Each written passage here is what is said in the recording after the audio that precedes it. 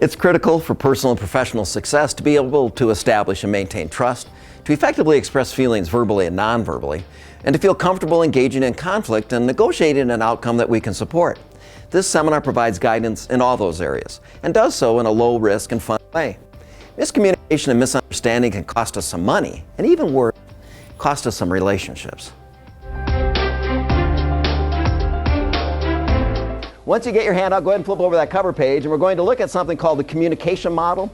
And you'll see some words that are scattered on the back side of that page. You see the word self, other party, message, and feedback. I'm going to ask you to draw a picture with me so we can see the impact we have every time we interact with the people we work with. So circle the word self and circle the words other party. The reason I say other party is because I think working together should be fun. I'm the only person that thinks that's funny. But I keep saying it because I think it's going to catch on. I don't know. Anyway, we have all sorts of products and services, rules, regulations, lots of content and information to share with the other party. We package that information into words and we send a message by arrow over to the other party. Other party could be a vendor, it could be a supplier, it could be a colleague. It's pretty much anybody and everybody that has an impact on your long-term career or your short-term career. And they think about what it is that we said. Sometimes they agree, sometimes they disagree, sometimes they don't understand. But they always provide us something magical in communication called feedback. When I used to teach interviewing, I used to have job seekers say to me, what do I say during the interview? I said, just tell them the truth. But what if I don't get the job? You don't have the job. You don't have the job. There's no such thing as failure, just feedback. Communication skills are like athletic skills. All of us can learn to be more effective with training and practice. And even the most talented need to maintain their skill with attention and practice.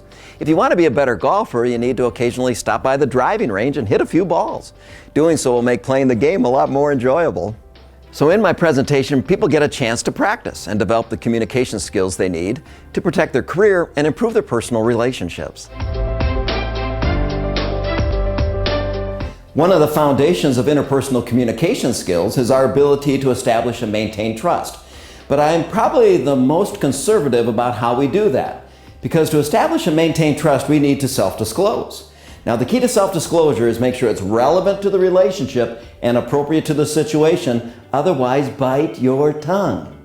What happens sometimes is we are in a situation where we can trust others and tell people what we think and how we feel. And that's an opportunity for beneficial or harmful consequences.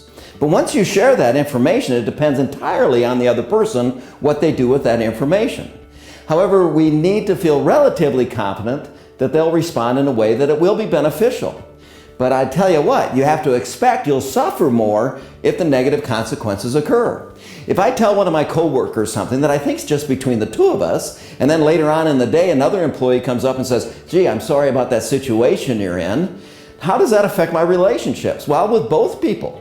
Because I'm certainly not going to tell that first person anything again about how I really think and how I really feel. And then I'm kind of wondering with the second person, what are you doing talking about me?